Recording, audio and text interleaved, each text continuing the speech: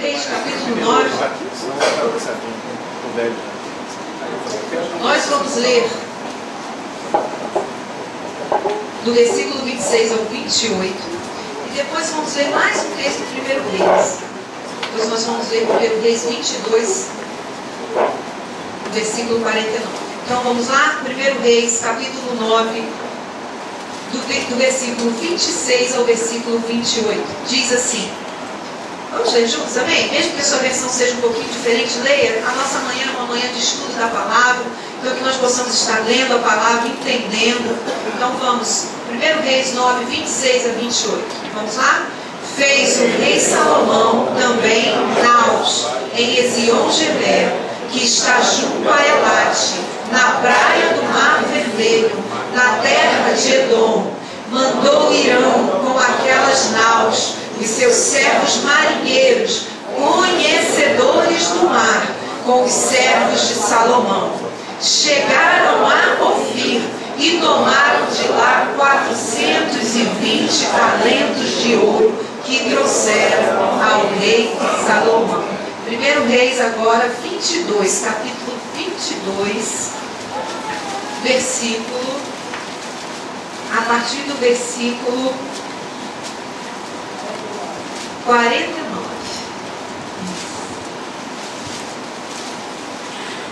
49. 22, 49. Só o 49, somente o versículo 49 é o suficiente. 1 Reis 22, 49. Você já chegou aí, amém? Vamos lá então? No 3. 1, 2, 3. Fez Josafá navios de Tarsis para irem a Ofir em busca de ouro. Porém, não foram, porque os navios se quebraram em Está entendendo? Está começando a entender? O tema do nosso estudo nessa manhã, domingo de manhã, tem sido um dia de estudo bíblico para nós. Às vezes trazemos algumas séries, às vezes trazemos um estudo separado. E nessa manhã nós queremos falar sobre o tema Buscando Ouro em Ofir. Amém? Vamos repetir?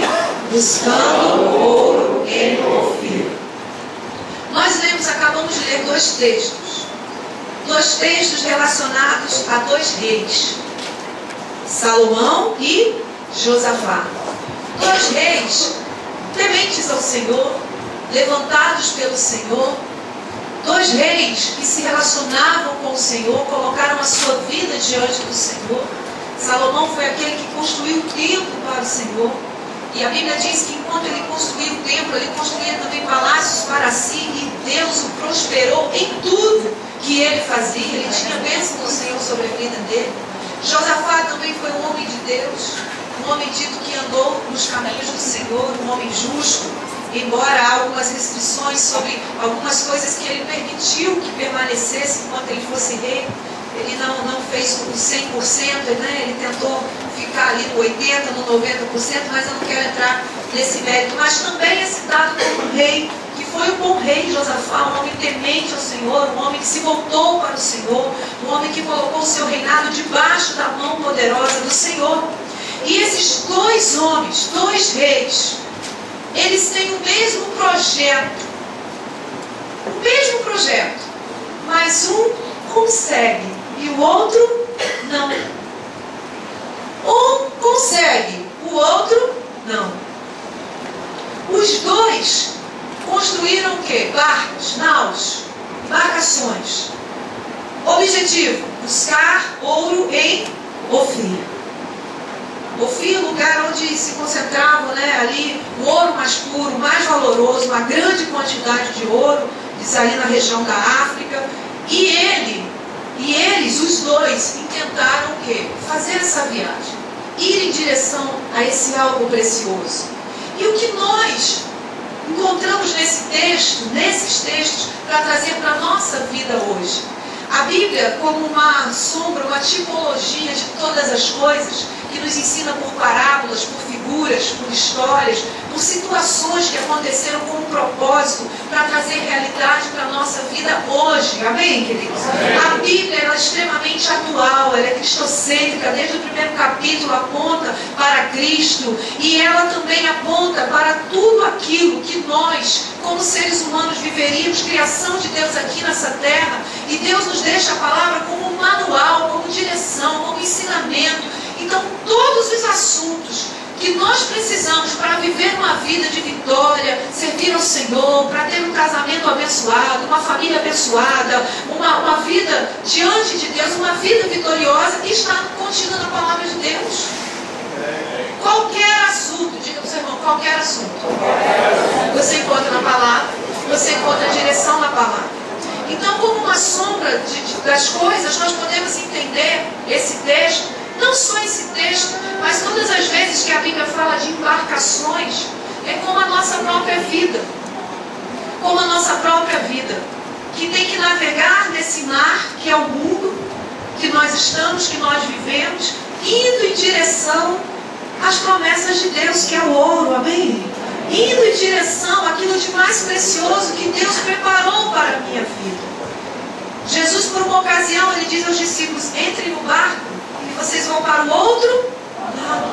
Jesus está sempre nos impelindo a crescer, a ir em direção às nossas promessas, a ir em direção àquilo que Ele tem preparado para nós. Ele pega aquele povo para que aquele povo atravesse aquele mar e possa sair da escravidão e ir em direção à sua Canaã, a terra da promessa, a terra que manda leite e mel.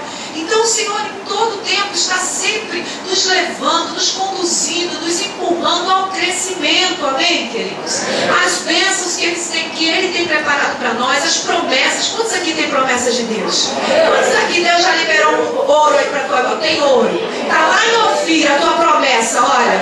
Tem uma promessa na tua vida financeira, tem uma promessa para a tua vida familiar, tem uma promessa para a tua vida ministerial, tem promessa para os teus filhos, tem promessa na tua vida, amém, querido? Se você tem uma promessa, diga glória a Deus. Diga, Deus tem ouro para a minha vida. Aleluia, Deus tem preparado o melhor para nós. Mas é fato, todos nós sabemos que da liberação da promessa ao cumprimento das promessas existe um caminho. Diga, existe um mar a atravessar. Muitas vezes não é um mar, é um deserto. Não é verdade? Muitas vezes é um deserto. Mas nas duas situações nós sempre identificamos que ali nós vamos encontrar o quê? Adversidades. No deserto nós encontraremos adversidades. No mar nós encontraremos as tempestades, as dificuldades. Sempre haverá dificuldades para nós chegarmos naquilo que Deus tem preparado para nós. E é claro que essas dificuldades são resistências, para que possamos desistir no meio do caminho, para que a gente seja daqueles que retrocedem e que o Senhor não se agrada. Existem as resistências. Satanás não quer o teu crescimento, não quer a tua bênção, não quer que você toque nas promessas de Deus. Mas o que nosso Deus faz? Ele também permite que nós venhamos a passar essas dificuldades para nos preparar para o momento da posse da promessa. Aleluia! O deserto preparou Caleb, preparou Josué para as guerras que eles enfrentariam em Canaã. Porque na terra da promessa também tem gigante. Você pode dar essa notícia para o teu irmão aí? Fala, irmão, até na terra da promessa tem gigante. É uma verdade. Diz o texto, ao chegar em Canaã, terra da promessa, constataram que realmente os frutos eram tremendos, que a terra mandava leite e mel, que ela era maravilhosa, mas também viram ali os filhos de Enaquim, que eram gigantes. Olha aí. E se não for ao deserto, se não for ao mar, se não for, eu não estaria preparado para enfrentar os gigantes que vão tentar me impedir de tomar posse da minha promessa. Ah, se não for o urso e o leão, Davi não estaria preparado para o seu Golias. Não é verdade, gente? Então o nosso Deus nos ama tanto que até as lutas, as adversidades, as dificuldades que nós encontramos no caminho para chegar nas promessas que Ele tem preparado para nós, elas, ao invés de nos derrubarem, elas servem de crescimento, de fortalecimento, de treinamento para o exército de Deus, está pronto e apto a entrar na terra da promessa promessa, vencer o gigante, vencer o que vier pela frente e tomar posse de tudo aquilo que Deus tem preparado para nós. Amém? Você crê nisso? Então, diga assim: eu estou em treinamento. Estou em treinamento. Amém? O Senhor está nos preparando a cada dia, a cada situação. Irmãos, quando eu tenho essa ótica, eu enfrento as minhas lutas de uma forma diferente. Eu enfrento as minhas tempestades de uma forma diferente. Quando eu tenho essa ótica, quando eu entendo que há ali também um propósito grande de crescimento. Alguém é forjado na rede, tomando água de coco? Não. O soldado é forjado aonde? Na batalha. No meio da batalha. O Senhor está ali forjando o nosso caráter, nos preparando, trabalhando em nós, sabe, nos fazendo crescer e nos fortalecendo em nome de Jesus. Amém? Nossas vidas em direção ao ouro, as promessas que Deus tem para nós, a viagem em direção aos sonhos de Deus. Vamos falar: eu estou dentro dessa viagem, já estou de mala pronta. Oh Senhor, eu já estou pronto. Bora, Senhor, cadê o barco que eu estou entrando? Eu estou indo, Jesus. Glória a Deus. Tem gente viajando aí já em direção ao casamento. Cadê o povo aí que vai estar com Deus? A André agora falou: pastor, eu vou parar de gritar. Está todo mundo rindo de mim. Ela só levantou a mãozinha discretamente. Gente viajando em direção ao seu crescimento financeiro, à sua bênção, lutando, estudando, sabe? Gente que está aí se libertando de dívidas, de coisas que tem tirado o seu sono. O Senhor está trazendo graça, está dando graça, está abençoando. E tanta coisa, né? A restauração familiar, tanta coisa que o Senhor. E eu declaro também que tem muita gente aqui que já entrou no barco, de malas prontas, para ir em direção ao chamado que Deus tem para a sua vida. Deus quer usar a tua vida, querido. A igreja não fala mais nisso. A igreja, Deus quer te abençoar, Deus quer te dar isso aqui. Deus quer usar a tua vida. É tanto que se recebe. Não vem para receber, não. Vem para dar, que você vai receber tudo aquilo que você precisa. Deixa Deus te usar. Vem para cá, assim: Senhor, me usa. Eu quero ser uma bênção. Mas não passando por luta, é assim mesmo. Se a gente esperar estar bonzinho para ajudar alguém, a gente não vai ajudar ninguém nunca. A gente está ali passando pela luta, passando pela prova. Chega alguém pior que a gente ora, abençoa, Senhor, com só a tua misericórdia que eu estou orando por essa pessoa, porque o Senhor sabe que eu estou passando. E você está ali, abençoa, Deus te usa. Você sai dali, Deus te abençoou, você recebeu, Deus falou contigo. Amém? Eu creio nisso. Creio que Deus está levantando aqui uma igreja compromissada com o chamado, com aquilo que Deus tem colocado diante de nós. Amém? Então posso já embarcar de mar e cunha em direção ao chamado, aquilo que Deus tem, ministério, os dons que Deus tem na tua vida. Deus quer te usar, Deus quer te levantar. Querido, se posicione em Deus. Amém? Se posicione diante do Senhor. O que houve, Josafá? O que aconteceu, Josafá? Você fez tudo que Salomão fez, só que Salomão chegou, trouxe o ouro, e você não conseguiu. Você não chegou lá. O que aconteceu, Josafá? Resposta. As embarcações se quebraram. As embarcações se quebraram. Não suportaram. Não estavam preparadas para a viagem. Que coisa interessante. Vamos voltar aqui na Bíblia, gente. O texto, marca sempre assim, os dois textos, para você ir lá e cá bem rapidinho. 1 Reis 9, no versículo 26. Fez o rei Salomão também naus em que lugar, gente? Foi esse? Ezion. Ali Salomão construiu suas naus, suas embarcações, seus navios de, diga, sucesso. Sucesso. Aí você vai para o 22, né? Onde nós...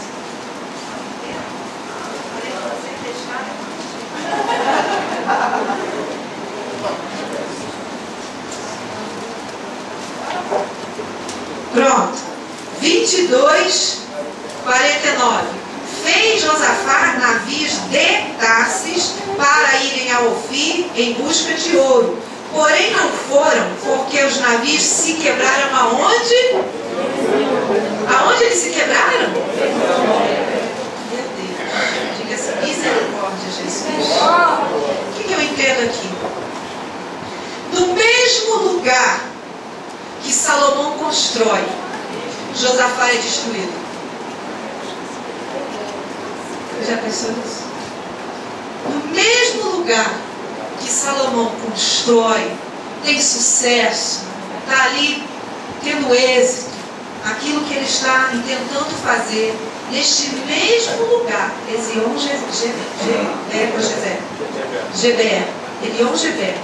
Josafá fracassa. Josafá tem as suas naus destruídas, suas embarcações quebradas. O que nós entendemos aqui, queridos? Primeira coisa que nós entendemos, que não é um lugar que define o resultado da minha vida. Amém? Não é um lugar que define quem eu sou, para onde eu vou, as bênçãos de Deus na minha vida. Não importa onde eu nasci, não importa onde eu cresci, não importa o local que eu estou trabalhando hoje, porque se bobearmos, nós estamos procurando dificuldades e desculpas, e não, eu estou passando isso porque eu estou trabalhando nesse lugar, e eu mudo de lugar e o problema continua. Não, eu estou passando isso porque eu nasci na favela. Não, e aí eu estou passando isso porque a gente vai tentando achar, né, as desculpas mesmo, as dificuldades no local, na situação. Ah, eu estou passando isso porque eu estou casado com essa pessoa. Se eu descasar dele, casar com outro, tudo vai se resolver. Ilusão. Ilusão. No mesmo lugar onde um estava tendo sucesso, o outro teve suas embarcações quebradas, destruídas, fracassadas. Então não é a sua geografia que define quem você é, onde você vai chegar. Amém? Não é um lugar, querido. Não é um lugar que tem o determinante sobre a minha vida. Não. É quem eu sou. Como eu estou ali. É a maneira com que eu estou preparado.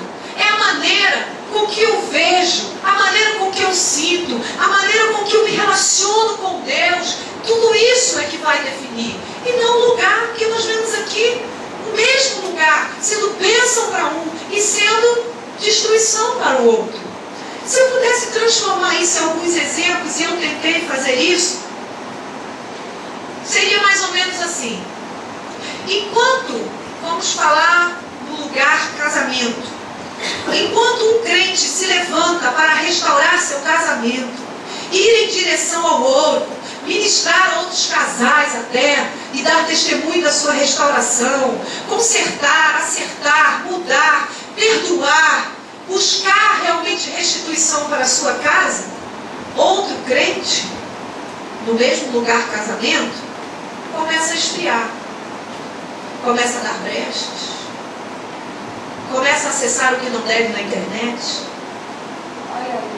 começa a sair para um almocinho com uma amiga ou amigo de trabalho. O outro começa a achar que o que tem nada a ver. Os conflitos, a discussão, a chateação. E aí, em pouco tempo, entra o adultério e quebra o barco e destrói essa embarcação que tinha tudo para chegar ao fim, para chegar às promessas, para viver o melhor, mas quebrou. Quebrou. Enquanto um estuda e crê que vai crescer, que Deus vai abençoar, que não importa da família que ele veio, a situação financeira que ele viveu, se ele crer, se ele se esforçar, Deus vai ajudar, Deus vai abençoar, ele vai crescer, ele vai prosperar, ele vai conquistar.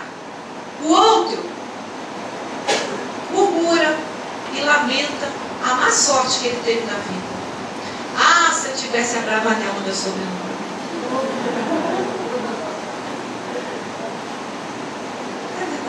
Mesmo lugar, um se levanta para crer, para pagar um preço, para ajudar, e o outro, mesma situação.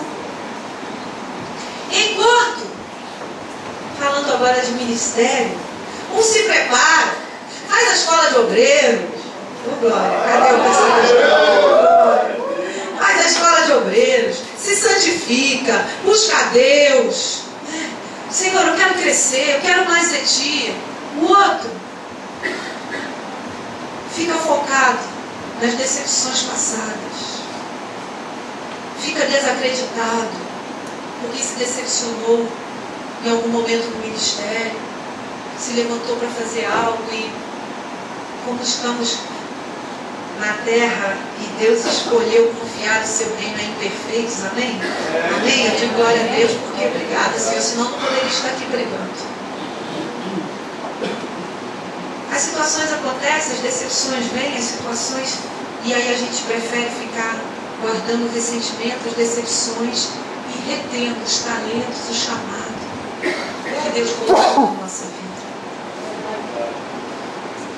E quando muda, se transforma, muda palavras, muda ações, muda atitudes, muda a maneira de pensar, a maneira de sentir, sabe, a maneira de encarar as situações, o outro aponta o erro e procura culpados pelo que vive.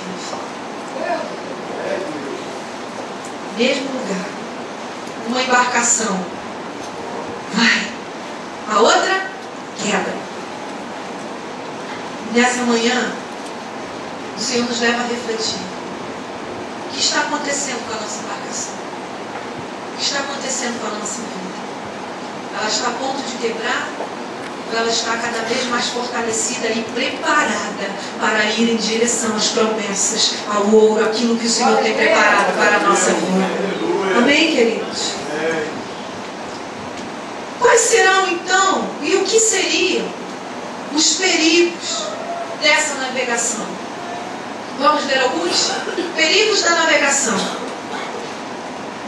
Primeira coisa que eu tenho que ressaltar antes de falar dos perigos, algo tremendo que está no texto do capítulo 9, quando fala de Salomão. Fala aqui no capítulo 9, vamos lá de novo, está marcadinho aí?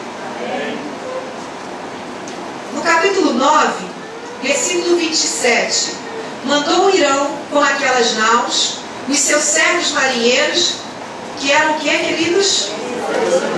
Conhecedores do mar. Então, um dos primeiros perigos da navegação é a falta de habilidade dos tripulantes.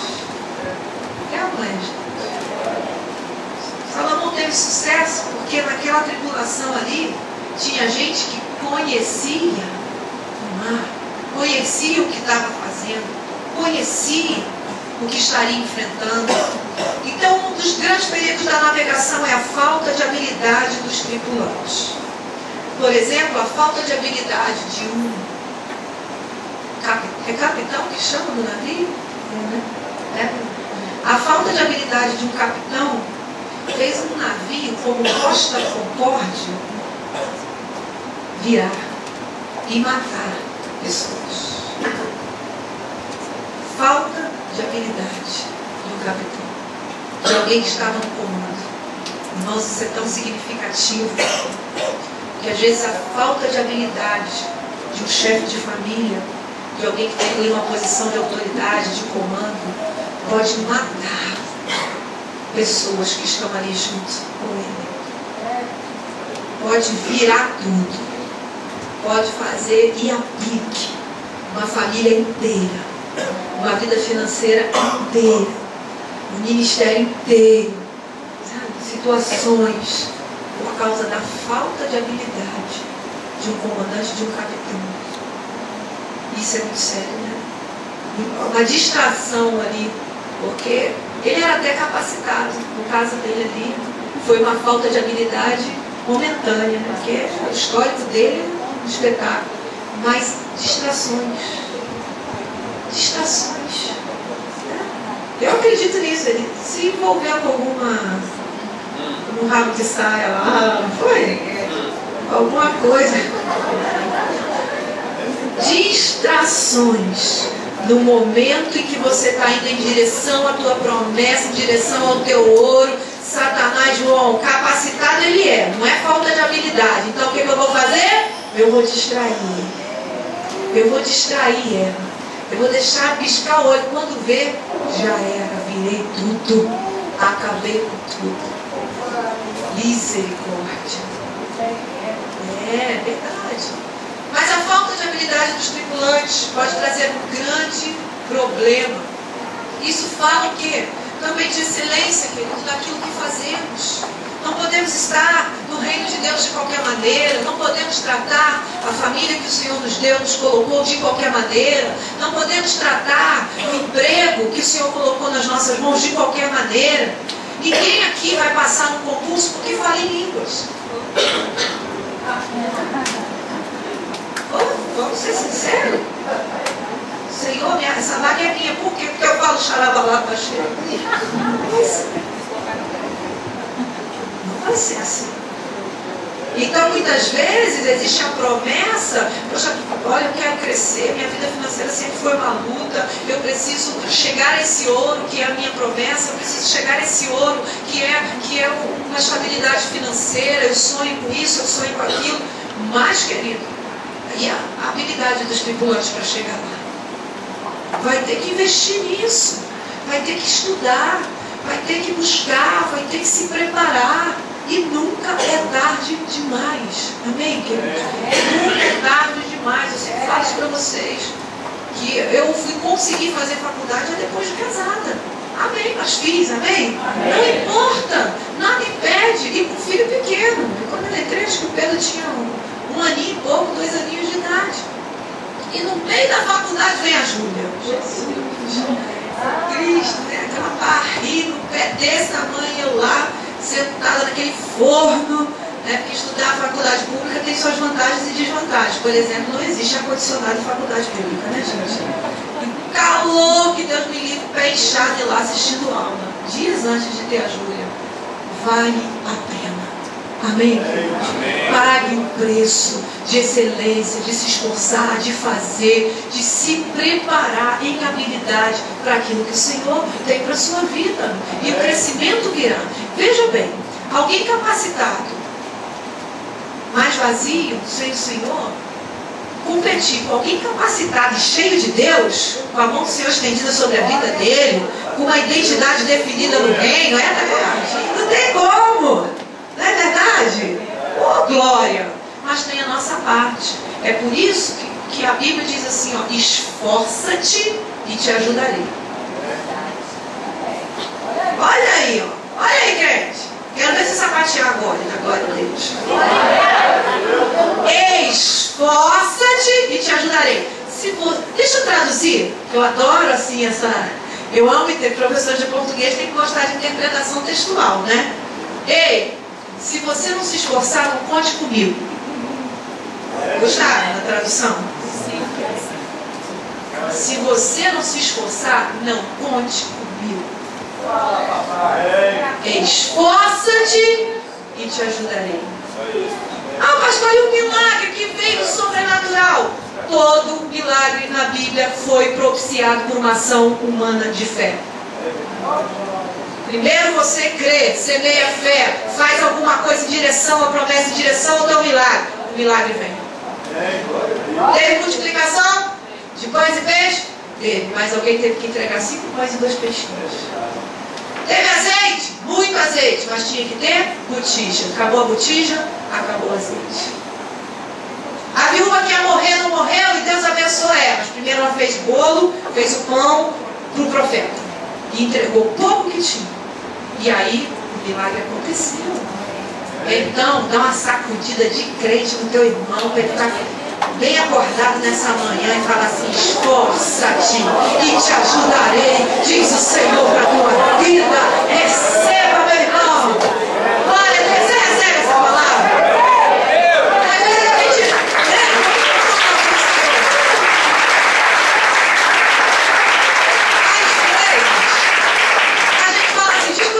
Senhor vai te dar vitória, e a gente recebo. Aí ele dá uma palavra dessa, né? Esforça-te. Eu recebo. Eu recebo, obrigada. Difícil receber, mas peça para a nossa vida, amém? Queridos, eu creio. Creio que o Senhor está levantando uma geração que entende isso. Entende. Todas as áreas, nós estamos falando de vida profissional, mas no ministério também, todas as áreas da nossa vida, nós nos esforçamos para crescer, para fazer o melhor para o Senhor. Eu não acredito nisso. Olha, eu não sei tocar direito, não, eu só sei 2 notas. A gente canta todos os louvores com 2 notas. Eu não acredito nisso, me desculpa. Tem gente que diz, não, é para o Senhor que o Senhor recebe. Eu não estou questionando aqui que o Senhor recebe ou não, mas os nossos ouvidos doem. Isso significa que isso pode até acontecer no início, né? A pessoa está iniciando, mas imagina uma pessoa que começou a tocar violão há 10 anos, ela toca as músicas com 2 notas e acha que tem que voltar, porque senão não estão dando oportunidade.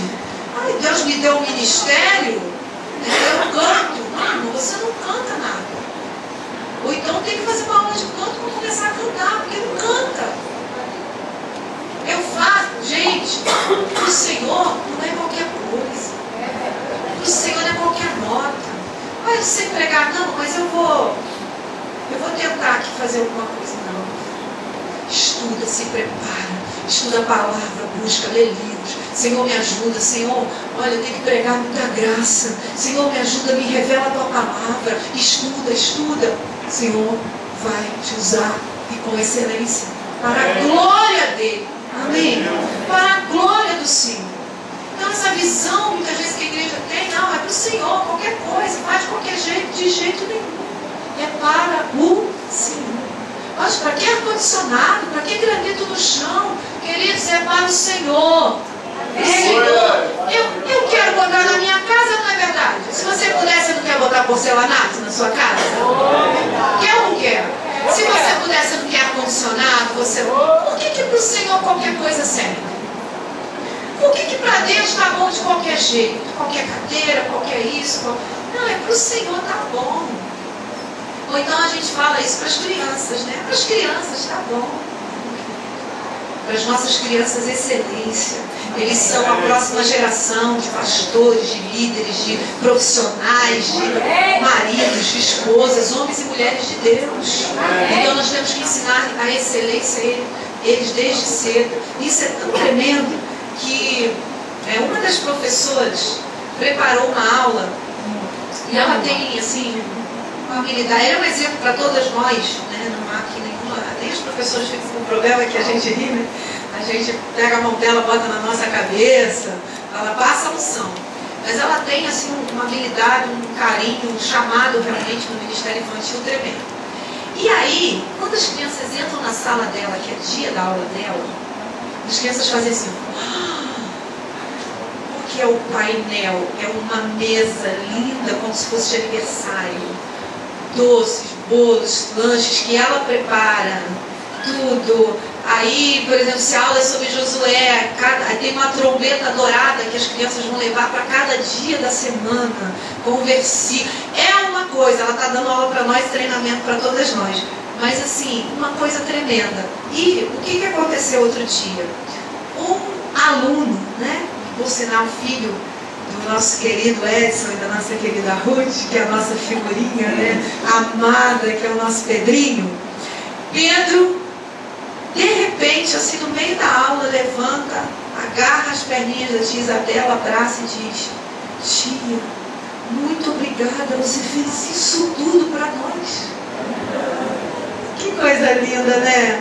Ela ficou tão emocionada, né? E a Shirley estava até compartilhando isso conosco numa das reuniões, como as crianças reconhecem. Não só as crianças, né? Como o outro reconhece. Quando nós fazemos as coisas com excelência, quando a gente faz as coisas com amor. Aquilo impactou ele. Ele falou, você teve esse trabalho por noizinhas, né? Você parou, tirou do seu tempo.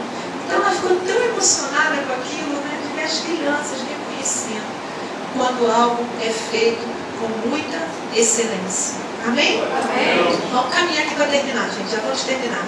Mais um perigo das navegações. Deixa eu dar mais um aqui. Vamos viajar um pouquinho? Podemos? Mais um perigo. Desculpa interromper, mas nesse dia ele orou pela Isabela, agradecendo a Deus pelo dinheiro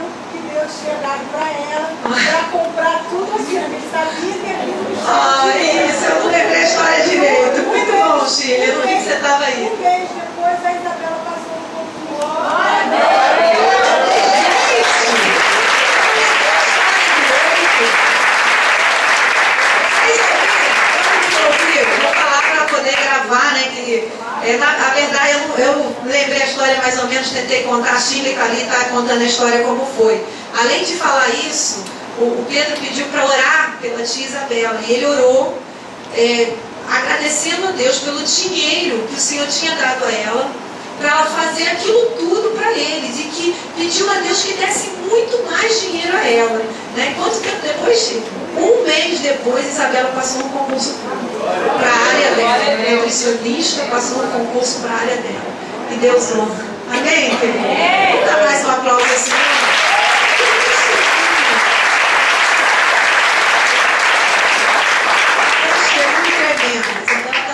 Casados para sempre, e a gente falando dela aqui. Icebergs. Mais um perigo para a navegação. Icebergs. Perigoso, gente? Afundou o Titanic. Ou será que o que afundou o Titanic foi a declaração feita antes do navio zarpar? Nem Deus afundou o Titanic. Icebergs. Icebergs. O que nós poderíamos definir como icebergs? Trazendo para nós. Pensa nisso. Situações e pessoas que mostram só a ponta do perigo que realmente representam.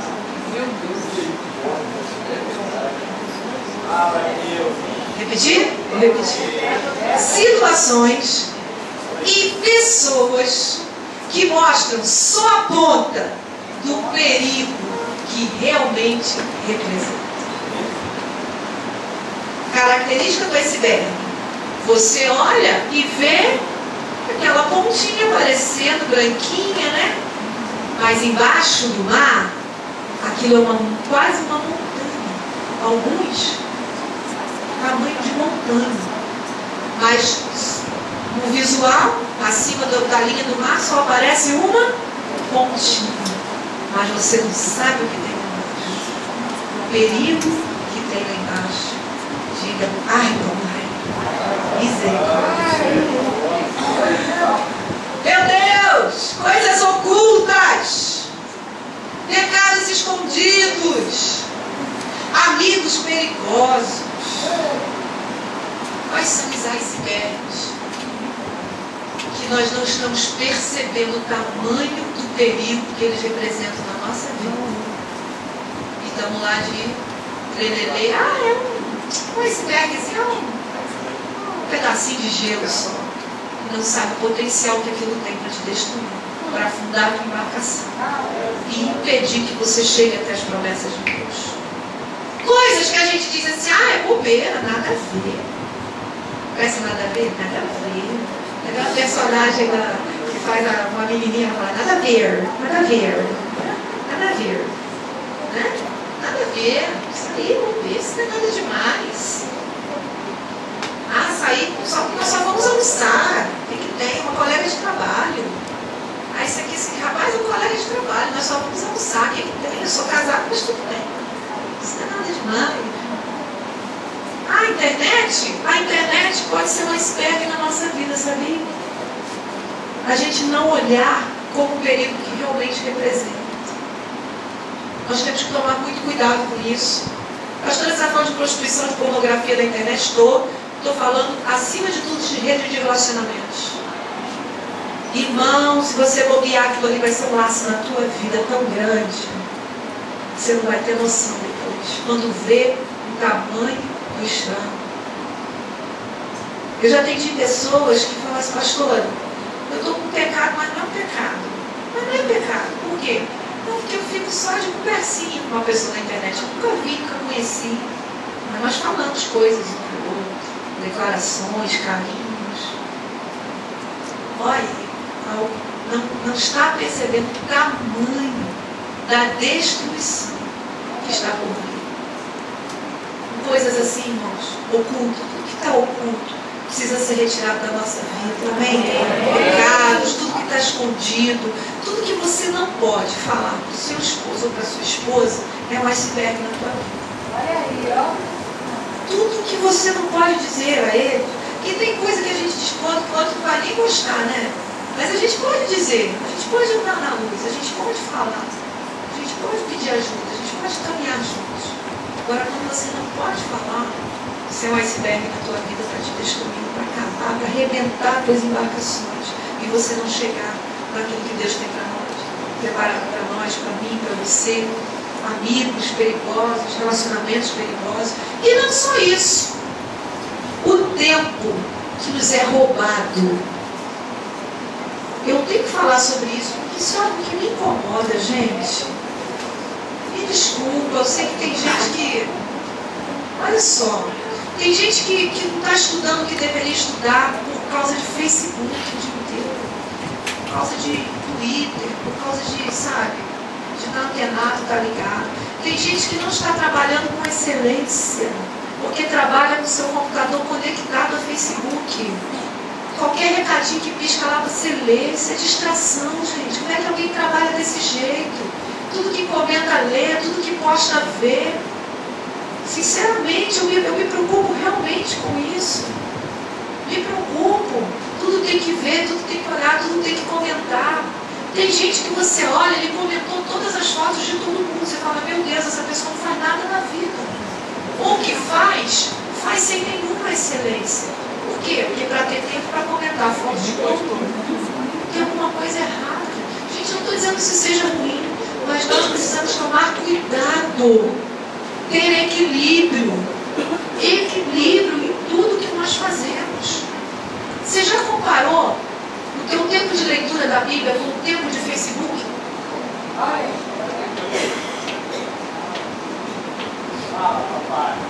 Você já parou para comparar o tempo que você, sabe, está ali escutando louvor, dobra o teu joelho para fazer uma oração, e quanto tempo você está ali conectado em postagem, em foto de não sei o que, não sei o que. Ah, pastora, mas é uma bênção, está enviando palavras. Ainda assim, irmãos, cuidado para não te roubar daquilo que realmente é importante, daquilo que é mais precioso. Sem contar que às vezes, quando isso acontece dentro de uma casa, e o outro não é assim, não é internauta, porque se o outro é internauta, os dois se falam pelo Face, né? Na sala e no quarto. Que tristeza. Mas, tirando essa possibilidade terrível, se o outro não é internauta, acabou a comunicação dentro de casa. Acabou a comunicação dentro de casa.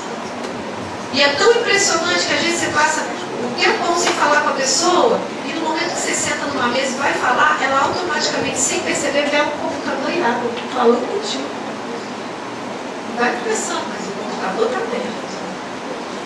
Não tem mais o olhar, não tem mais a atenção. Nós precisamos estar atentos para isso, querido. Roubando a qualidade daquilo que fazemos para Deus, daquilo que fazemos para o outro, da nossa casa, do nosso tempo, do nosso relacionamento familiar. Por isso que as famílias hoje, qual a família hoje que mantém o culto doméstico pelo menos uma vez por semana? Que senta com seu filho, estuda a palavra, lê, canta o louvor e ora. Nós não podemos perder, queridos, a base do Evangelho, do servir a Deus, aquilo que é absoluto, não pode virar relativo. Não tem tecnologia que possa entrar nisso, mexer nisso. Pode alcançar a maior tecnologia do mundo, as bases do Evangelho continuam sendo as mesmas. Amém, querido? Nós precisamos priorizar. Não os volto a dizer, eu sou usuária, não estou dizendo que é ruim, preciso equilíbrio. Você quer ver uma coisa que funciona? Estabeleça o tempo. Não, eu preciso acessar de manhã, de tarde, de noite. Ok. Então eu vou acessar 15 minutos de manhã, 15 minutos à tarde, 15 minutos à noite. Não, eu só acesso à noite. Então tu bota a tua meia horinha, 40 minutos ali para a tua noite, para você ver o que você tem que ver, resolver o que você tem que resolver. Estabeleça, delimite tempo. Fora isso, fecha. Não vou deixar ligado, fecha. Que a hora que apitar lá você vai ser tentado ali. Se liberta disso. Cuidado com isso. Amém? Vou dar mais um perigo aqui para a gente encerrar. Icebergs, perigos da própria vida. Quais são os perigos da própria vida? Tempestades, lutas, adversidades. Como eu costumo dizer, não dá em cadeira, não dá em parede, não dá em árvore. Acontecem conosco. Então as nossas embarcações, a nossa vida, precisa estar com estrutura, preparada para os perigos da própria vida, as tempestades, as mudanças de estação. Navegar numa primavera deve ser muito lindo, mas é possível também continuar navegando no inverno. Amém? Os perigos, tempestades, lutas, más notícias que chegam, situações que acontecem. Muitas vezes enfrentamos uma situação de enfermidade, uma situação de uma perda de emprego, uma situação de uma luta em determinada área com o filho, com o marido, perigos da vida. Mas quem está com sua embarcação fortalecida vai chegar do outro lado. Amém? Vai chegar naquilo que Deus tem preparado para a sua vida. Até porque o Senhor nos garante: eis que estarei contigo todos os dias. Então o Senhor vai estar contigo nessa tempestade, nessa situação difícil. O Senhor está conosco. Mais um: piratas. Perigos exteriores. Aquilo que vem para te atacar, te impedir de chegar, ou roubar você na volta. Meu Deus, porque se tem uma coisa sobre os piratas, é que eles estudam os percursos dos navios e esperam esses navios carregarem de algo precioso. Espera eles, não, deixa ele chegar ao destino. Quando ele estiver bem carregadinho, tudo de precioso, com ouro, aí é a hora de eu atacar. Por isso o Senhor nos prepara. Porque quando eu chego na terra da promessa, Deus também vai enfrentar gigantes. Aqueles que querem roubar a minha bênção, roubar o que nós alcançamos, roubar o ministério, roubar-nos como família, a paz que alcançamos, a restituição que alcançamos, roubar os milagres, roubar, sabe, o momento que estamos vivendo financeiramente falando, tirar a nossa paz de novo, nos fazer voltar àquela situação de zero de novo, de escassez de novo. Então fala para o teu irmão: cuidado com os piratas. Piratas vivem de roubar a conquista dos outros. Conhece alguém assim? Você conhece algum pirata? Vivem de roubar a conquista. Eles mesmos não conquistam. Eles vivem para roubar a paz do outro, a alegria do outro. Vivem para roubar a restituição que a pessoa recebeu, a bênção. Ele vai só. Ele mesmo não conquista nada. Mais um. Estou terminando, tá, gente? Só mais um. Último. Perigos interiores. A estrutura da embarcação é fundamental para que ela chegue ao seu destino. A estrutura da embarcação é fundamental para que ela chegue ao seu destino. Os perigos interiores. Por isso, nós buscamos a nossa cura, nós buscamos a nossa libertação. Amém, queridos? Por isso nós buscamos crescimento. Por isso nós buscamos mudança, santificação, crescer. Por quê? Para que o nosso interior, a nossa estrutura interior esteja preparado para as lutas, as adversidades, as tempestades, as situações que virão, tentando nos fazer paralisar, tentando nos impedir de chegar naquilo que Deus tem preparado para nós. Então nós precisamos atentar para esses perigos interiores e permitir que o Espírito Santo trabalhe na nossa estrutura. Mexa com a nossa estrutura. Tem coisas que você diz assim: há um tempo atrás eu não suportaria. Pode testificar essa palavra? Há um tempo atrás eu não suportaria. Mas hoje o Senhor tem trabalhado na minha estrutura. Estou mais forte. Não é qualquer coisa que quebra esse barco aqui, mas não. Não é qualquer ventinho que faz a tábua. Não. Estou mais forte, amém? Estou mais preparado para maiores situações, maiores tempestades. Porque quanto mais você avança, o seu nível de batalha também aumenta. Quanto maior o nível que você vai chegando em Deus, nas suas conquistas, o seu nível de batalha também aumenta. Por isso, a nossa embarcação, os músicos podem ver, por favor, a nossa embarcação precisa estar o quê? Preparada. Estrutura interior. E como a gente prepara essa estrutura interior? Irmãos, não tem outro caminho. Diga comigo, cura, libertação, libertação, cura. Depois disso, de muita cura, de muita libertação, nós entramos na capacitação. Amém? E só então ao envio. Eu sempre digo isso para vocês. Essa é a visão desta igreja. Salvação, né? É o ganhar, é o arrepender-se, é quando nós encontramos com Jesus. Salvação. Depois de salvação, entrarmos, né? O batismo e todo esse processo. Entramos no processo de cura e libertação. Depois essa igreja crê na capacitação, porque nós não queremos criar crentes dependentes de nós, de pastores. Você tem que depender do Senhor e do Espírito Santo de Deus. E a capacitação faz isso, ela te dá armas, ela te capacita a vencer uma batalha. Posso ligar para o pastor e pedir para ele orar? Posso, mas não achei pastor, eu sei que eu sou em Deus, eu sei que a autoridade que eu tenho, eu profetizo, eu declaro, eu tomo meu joelho, eu vejo o milagre. Aí consegui falar com o pastor, agora é só para contar um milagre que Deus já fez, Deus operou, eu clamei, eu orei, o Senhor não pôs não veio, mas eu orei, eu pus as mãos. Um dia um irmão ligou, pastor, vem fazer o enterro da avó, da tia, da prima, da sobrinha, da avó da minha esposa. O pastor falou, irmão, infelizmente eu não tenho como ir agora, eu tenho compromisso, não tem como. Porque às vezes a gente dá umas viajadas assim, né? A avó, da tia, da sobrinha, da mãe, quem fazer? Porque ninguém é crente. E eu queria que desse uma palavra. E o pastor falou, irmão, eu não posso, agora eu não posso ir, eu não tenho como ir. Mas você vai fazer o seguinte, eu vou orar contigo agora no telefone. Você vai pegar, dê o texto para ele, o texto tal, e você vai abrir a tua boca e vai pregar naquele enterro. Por que tem que ser só o pastor que vai pregar?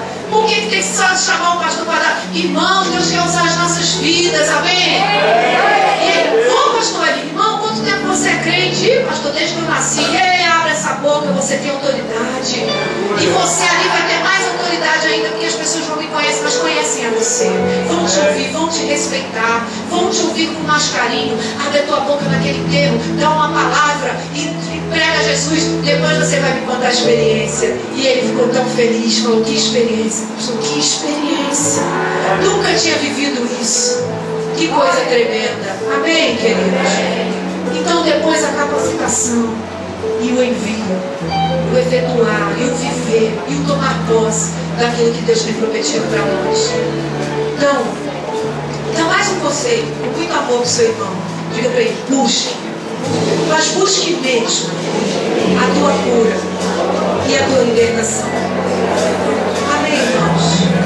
A cura das mágoas, a cura das decepções, a cura, sabe, daquilo que me fizeram no passado ou no presente, a cura de tudo aquilo que me impede de me aproximar de Deus, de ser uma pessoa melhor, uma mãe melhor, um pai melhor, um esposo melhor, um servo de Deus melhor, a cura daquelas coisas que ficam ali, ó, sabe, remoendo, e não me deixam avançar. Busca a tua cura. Tem que liberar perdão, libere. Busca a cura da amargura. Tem gente carregando amargura, né? Busca a cura dessa amargura. Ah, mas aconteceu, foi muito duro. Coloca diante do Senhor, entrega ao Senhor e se liberta dessas coisas. Porque aquilo que estragou o teu passado não deve, não pode estragar também o teu futuro. Chega, já estragou o passado. Você vai permitir que estrague o futuro também? Se liberte de palavras, de atitudes, se liberte de situações que estão te enredando, te prendendo, te levando para a loja do Senhor. Busque a tua cura, busque a tua libertação e busque a capacitação na palavra do Senhor. Seja equipado pela palavra, busque a capacitação do derramado poder do Espírito Santo na tua vida. Ei, crente, homem e mulher de Deus, você precisa buscar poder. Tem coisa que você diz, eu não consigo, mas não vai conseguir nunca, porque ele disse, ó, vocês não fazem nada, vocês não pregam o evangelho, vocês não saem daqui até que do alto sejais revestidos de poder. Então nós estamos querendo ir sem esperar o que Jesus falou. Espera até que sejais revestidos de poder. que você não conseguiu na tua vida sozinho até agora. Busca o poder de Deus para conseguir. Busca o Espírito de Deus sobre a tua vida que você vai conseguir. Busca um novo nível de glória, de derramar do Espírito Santo na tua vida. Vai buscando intimidade com o Espírito Santo. Vai buscando os dons. Vai dizendo se você não é batizado com o Espírito Santo. Hoje em dia a igreja